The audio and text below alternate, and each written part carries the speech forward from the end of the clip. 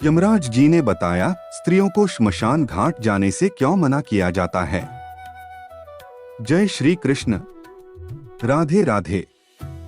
दोस्तों, स्वागत है आपका हमारे चैनल सीताराम हिंदी शिक्षाप्रद कहानियां पर।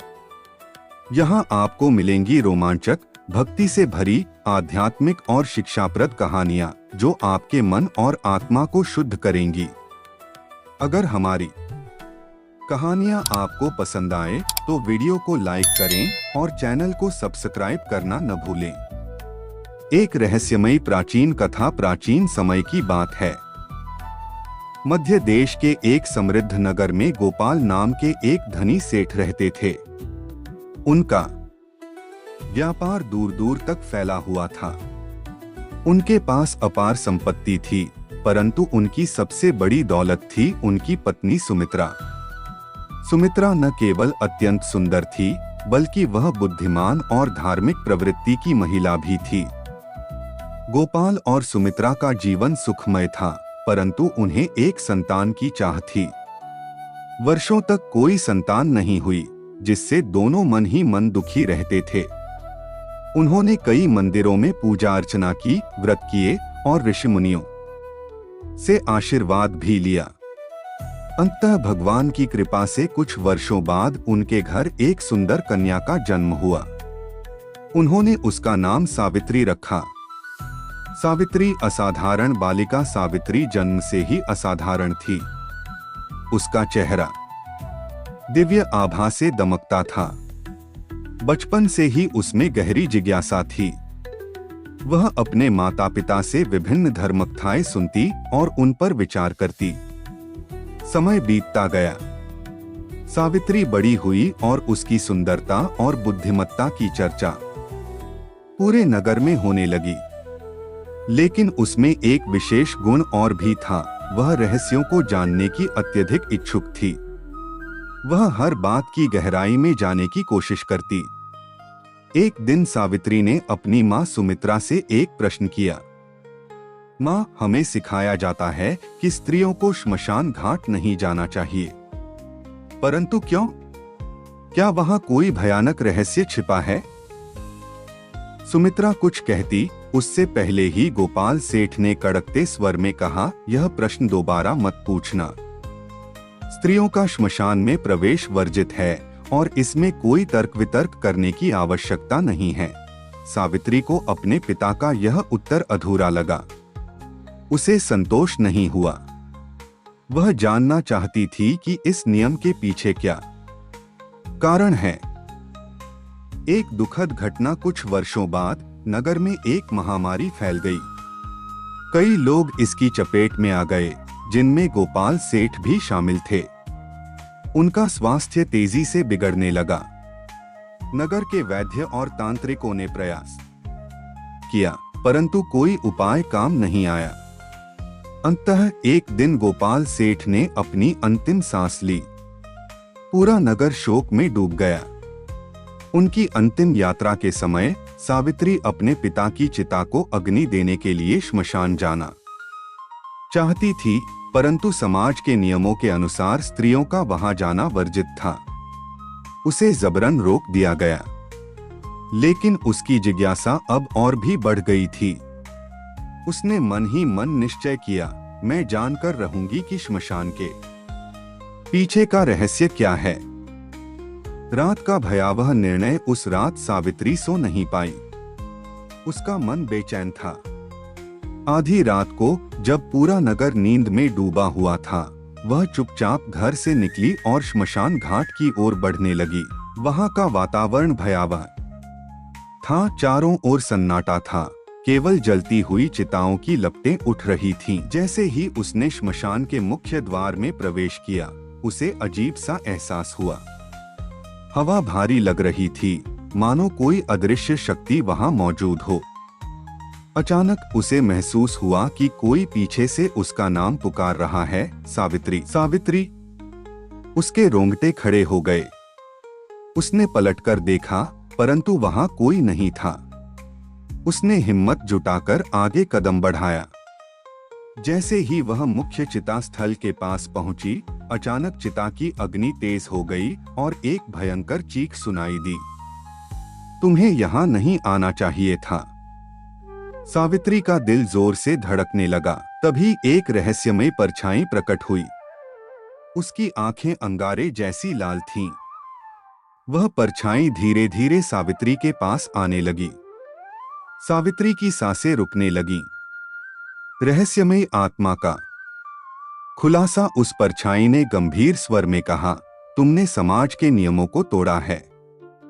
तुम नहीं जानती कि यह स्थान स्त्रियों के लिए क्यों वर्जित है।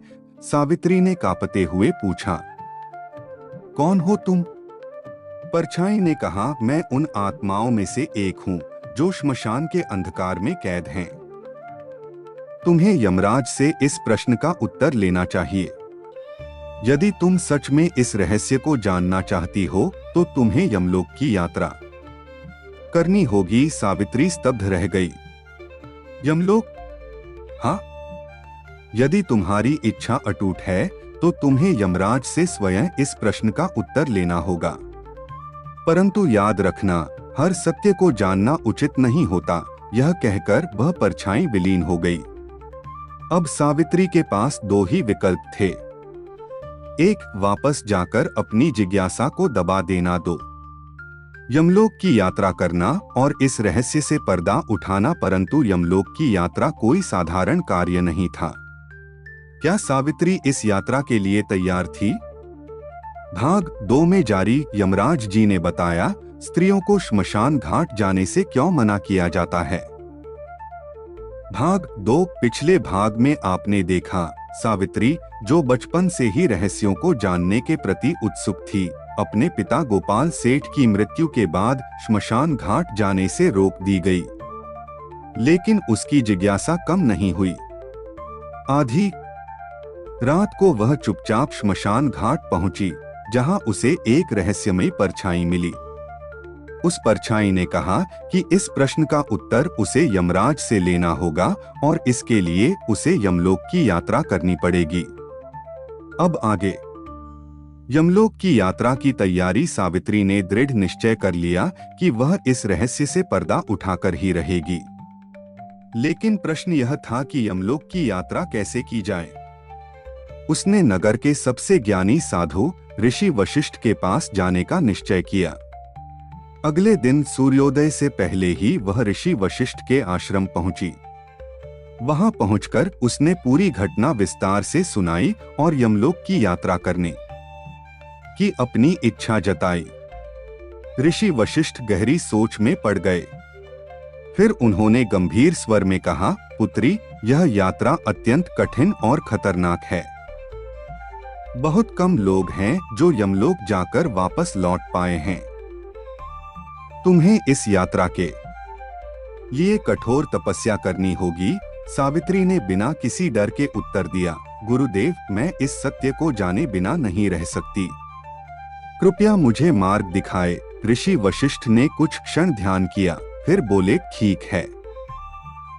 एक विशेष मंत्र के जाप से तुम यमलोक का द्वार खोल सकती हो, लेकिन याद रखना, यदि तुम्हारी आत्मा दृढ़ नहीं हुई तो तुम वहां से वापस नहीं आ पाओगी। सावित्री ने मंत्र प्राप्त किया और गंगा तट पर जाकर गहन तपस्या में लीन हो गई। यमलोक का द्वार खुला। 7 दिनों की कठिन साधना के बाद अचानक आकाश में बादल गरजने लगे। वातावरण भयावह हो उठा।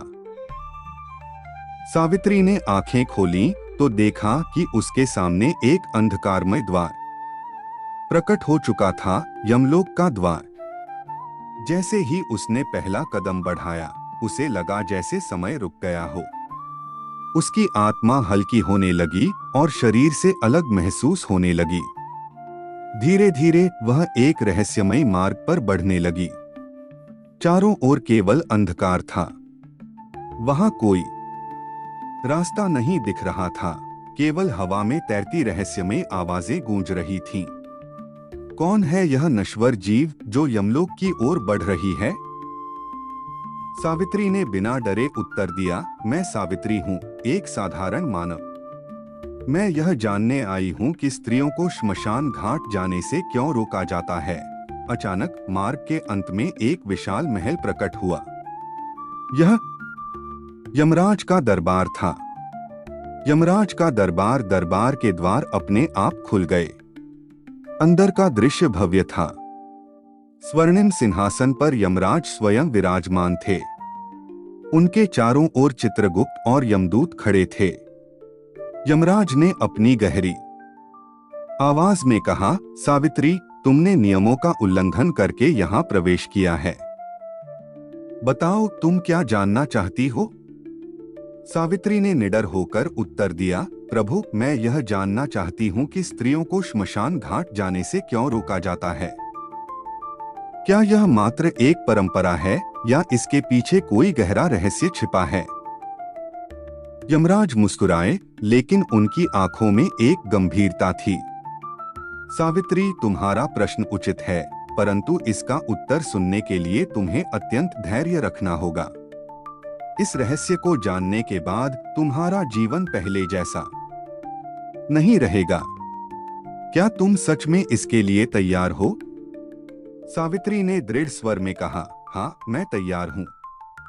श्मशान घाट और स्त्रियों का रहस्य। यमराज ने एक क्षण के लिए अपनी आंखें बंद की और फिर बोले, प्राचीन काल में जब संसार में दैवीय शक्तियां और आसुरी शक्तियां दोनों ही सक्रिय थीं, तब श्मशान घाट मात्र मृत शरीरों को जलाने का स्थान नहीं था।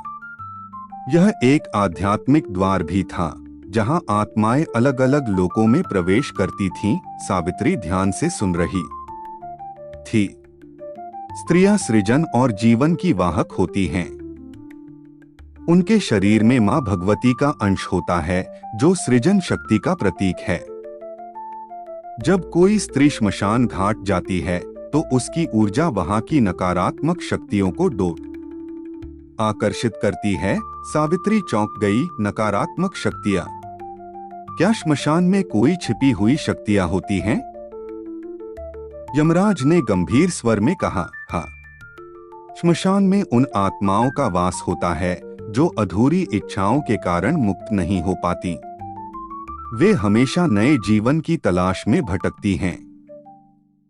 स्त्रियों के भीतर जीवन देने की शक्ति होती है, और जब वे श्मशान में प्रवेश करती हैं, तो ये अधूरी आत्माएं उनकी ऊर्जा को खींचने लगती हैं। सावित्री के मन में कई सवाल उठने लगे। प्रभु, लेकिन यदि कोई स्त्री बहुत दृढ़ संकल्पित हो और स्वयं को इन शक्तियों से बचा सके, तो भी क्या उसे श्मशान जाने से रोका जाना चाहिए? यमराज ने उत्तर दिया, केवल कुछ अपवादों को छोड़कर अधिकांश स्त्रियां इन ऊर्जाओं को पहचान नहीं पाती। कई बार जो स्त्रियां श्मशान में गई हैं, वे लौटने के बाद अजीब बदलाव महसूस करती हैं। वे उदास रहने लगती हैं, उन्हें असामान्य घटनाएं अनुभव होने लगती हैं। सावित्री यह सुनकर भयभीत हो गई। इसका क्या कोई उपाय नहीं है?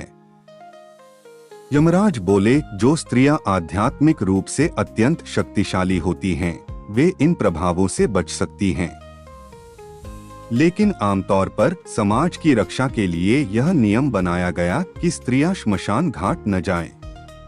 यमलोक से वापसी। सावित्री को अब इस नियम का रहस्य समझ में आ गया था। यमराज ने आदेश दिया, अब समय आ गया है कि तुम वापस जाओ। लेकिन ध्यान रखना, यह ज्ञान केवल उन लोगों को देना जो इसे धारण करने योग्य हों। एक तेज प्रकाश हुआ और सावित्री को लगा जैसे वह हवा में तैर रही हो। अचानक उसकी आंखें खुलीं और वह फिर से गंगा तट पर थी। उसके मन में अब कोई संशय नहीं था। वह समझ चुकी थी कि समाज में बने कुछ नियम केवल परंपरा नहीं होते, बल्कि उनके पीछे गहरे आध्यात्मिक रहस्य छिपे होते हैं। क्या आपने कभी इस बारे में सोचा था? यह कहानी केवल एक रहस्य नहीं, बल्कि समाज की उन मान्यताओं को दर्शाती है जिनके पीछे गहरे आध्यात्मिक और वैज्ञानिक कारण होते हैं। अब सवाल यह उठता है, क्या सावित्री इस ज्ञान को अपने नगर में साझा करेगी, या फिर यह रहस्य केवल उसके मन तक ही सीमित रहेगा? यमराज जी ने बताया, स्त्रियों को श्मशान घाट जाने से क्यों मना किया जाता है। भाग 3। पिछले भाग में आपने देखा सावित्री ने कठिन तपस्या के बाद यमलोक का द्वार खोला और यमराज के दरबार में पहुंची।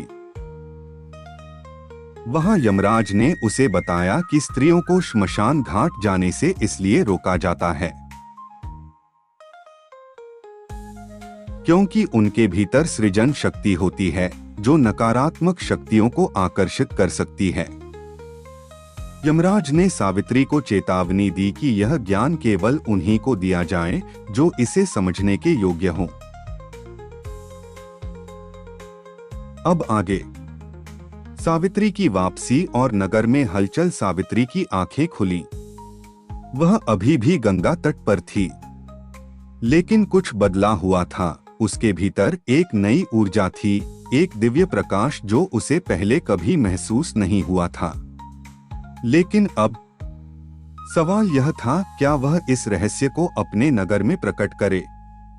वह सीधा अपने घर पहुंची। उसकी माता ने उसे देखते ही गले लगा लिया। बेटी, तू कहाँ चली गई थी? पूरा नगर तुझे ढूंढ रहा था। सावित्री ने मुस्कुराकर कहा, माँ, मैं सत्य की खोज में थी। नगर के लोग उसके लौटने की खबर सुनकर हैरान थे। सब जानना चाहते थे कि वह कहाँ गई थी। अगले दिन नगर के चौक में सभी लोग इकट्ठा हुए। सावित्री वहां पहुंची और एक ऊंचे स्थान पर खड़ी होकर बोली, मैंने एक ऐसा रहस्य जाना है जिसे सुनकर तुम्हारी सोच बदल जाएगी। पूरा नगर स्तब्ध रह गया।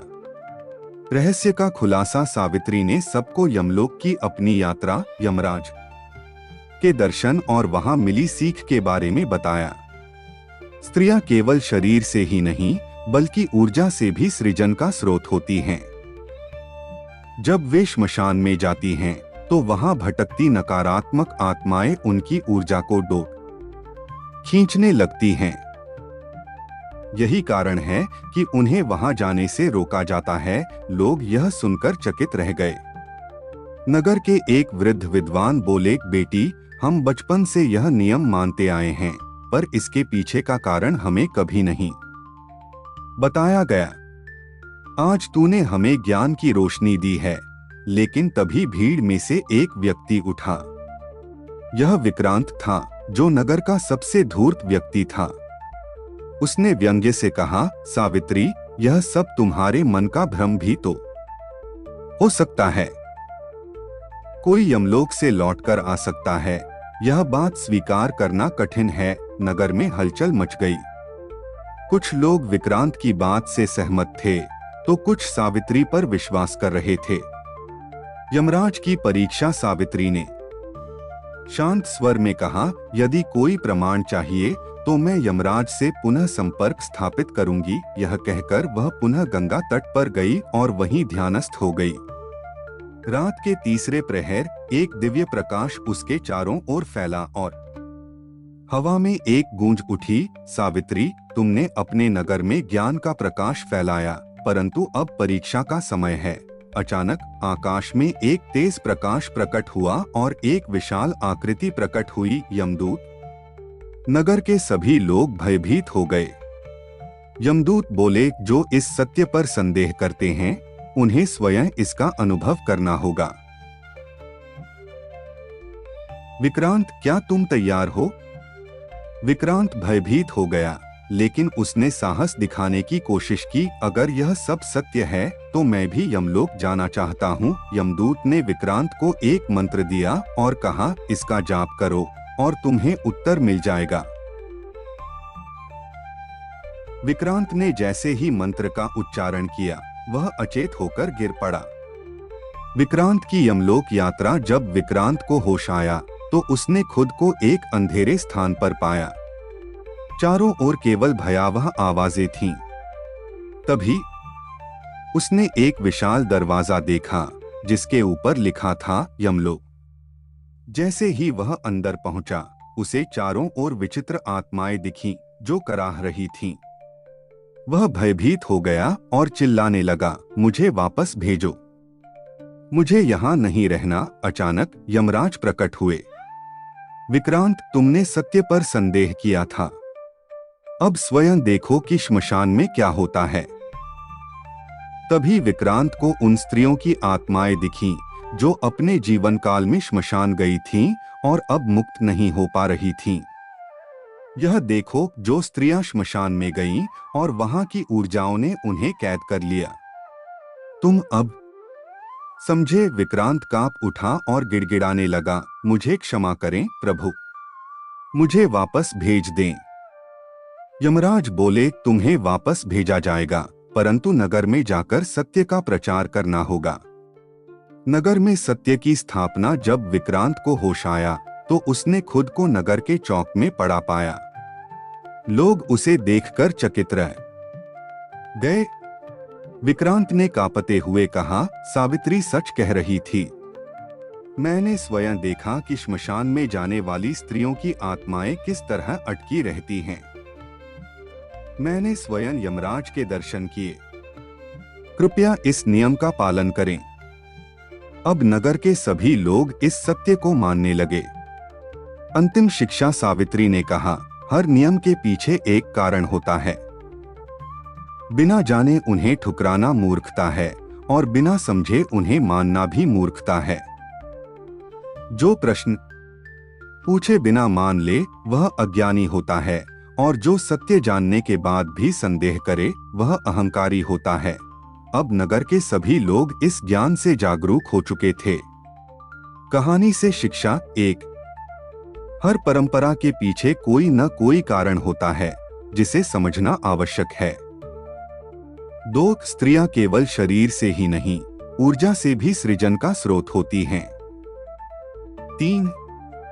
अज्ञानता से अधिक खतरनाक अहंकार होता है। आपकी राय हमारे लिए महत्वपूर्ण है।